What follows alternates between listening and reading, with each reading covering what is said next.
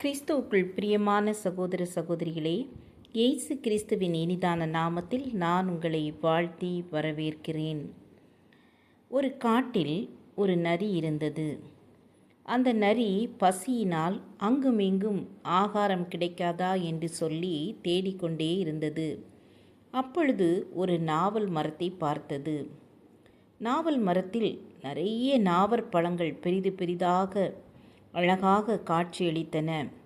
அப்பொழுது அதை பறித்து சாப்பிடலாம் என்று நினைத்து குதித்து குதித்து அதை பறிக்க முயற்சி செய்தது. ஆனால் அதை பறிக்க முடியவில்லை. அப்பொழுது மரத்தின் மேல் உட்கார்ந்து நாவல் பழங்களை சாப்பிட்டு கொண்டிருந்த குரங்கு கேட்டது, நண்பா, நான் உனக்கு பறித்து போடுகிறேன், நீ சாப்பிடு என்று சொல்லி.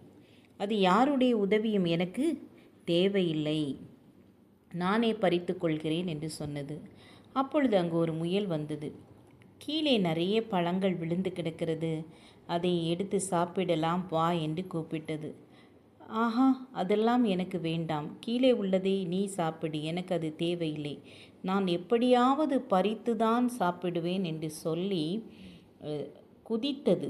1 2 3 என்று சொல்லி வேகமாக குதித்தது. ஆனால் அந்த பழம் அதற்கு எட்டவில்லை. கீழே விழுந்து தொப்பென விழுந்து மிகவும் அடிபட்டது.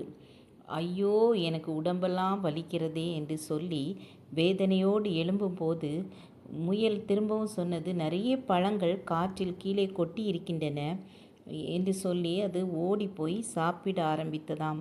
அப்பொழுது அங்கு மான் வந்து அதை சாப்பிட்டு கொண்டிருந்தது. எல்லா விலங்குகளும் அதை பொறுக்கி எடுத்து விட்டன. இதற்கு ஒன்றுமே கிடைக்கவில்லை.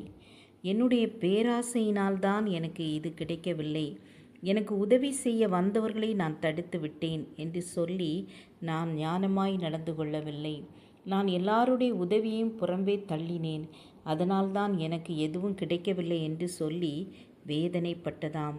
ஆம், எனக்கு அன்பானவர்களே, கொலோசேயர் 4ஆம் அதிகாரம் 5ஆம் வசனத்தை வாசித்தோமானால், புறம்பே இருக்கிறவர்களுக்கு முன்பாக ஞானமாய் நடந்து காலத்தை பிரயோஜனப்படுத்தி கொள்ளுங்கள் என்று எழுதப்பட்டுள்ளது.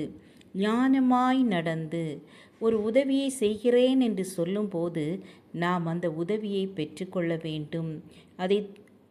அதை வேண்டாம் என்று சொல்லி ஒதுக்கி தள்ளுகிறவர்களாக காணப்படக்கூடாது.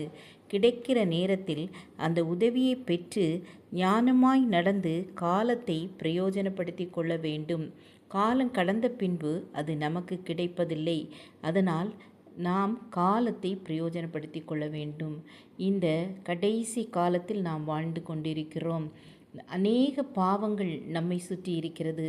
அந்த பாவத்திலே நாம் விழுந்து விடாதபடிக்கு நாம் என்ன செய்ய வேண்டும்? பரிசுத்தமாய் நம்மை காத்து கொள்ள வேண்டும். அதற்காக நாம் என்ன செய்ய வேண்டும்? ஜெபிக்க வேண்டும்.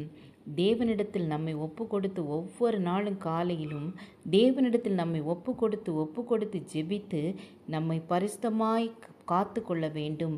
அப்பொழுது கர்த்தர் நம்மோடு கூட இருப்பார். நமக்கு அவர் ஞானத்தை தந்திருக்கிறார்.